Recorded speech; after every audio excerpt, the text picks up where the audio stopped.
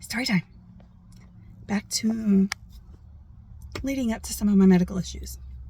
So as I told you before, I was in a hostile, aggressive, physically aggressive relationship, marriage for 9 years. And that entailed all the things that you might think it would entail. You see it every day. The control, the narcissism, and say narcissistic, sociopathic tendencies, any of that stuff that you've seen, all of the stuff that you can imagine. It happened during pregnancies too, one of which I lost due to the aggression. And then he managed to make me feel guilty for him causing that. And so then I had to comfort him. I was comforting him during the loss of my child due to his actions. Yeah. And I'm not the kind of person who most people would think would get caught up in those things.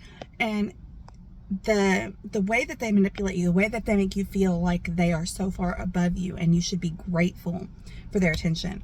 Anything that I was interested in, no, I couldn't do. Anything that he was interested in, I had to drag myself and the kids to it and sit in 100-degree plus temperatures in gyms without any air conditioning whatsoever in the dead heat of the summer to be there for his stuff. But anything that I wanted, anything that I liked, anything that I enjoyed or the kids wanted to do was a no-go because he wasn't interested in it. And there was times when he would actually want us to go out with friends, but if I dared to have a good time, now he's the one who brought it up, he was the one who got invited, he was the one who said that we were going, but I dared to have a good time with these females that I knew, the wives of the men that I did know and hung out with, because we joked around, we played around, and we had a good time. I dealt with it for the next week when I got home and was called all kinds of names. I was cheating with women now, even though that had never been a thing for me. I was accused of our daughter not being his. I was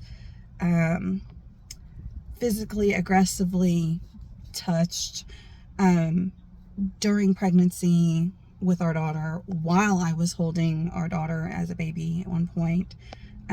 Bruises from that. Dragged, choked, spit on, clothes ripped, all of it.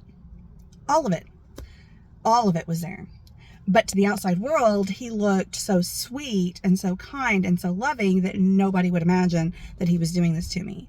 And it wasn't until his own sister told me that what he was doing wasn't okay that I finally started to realize I needed to go.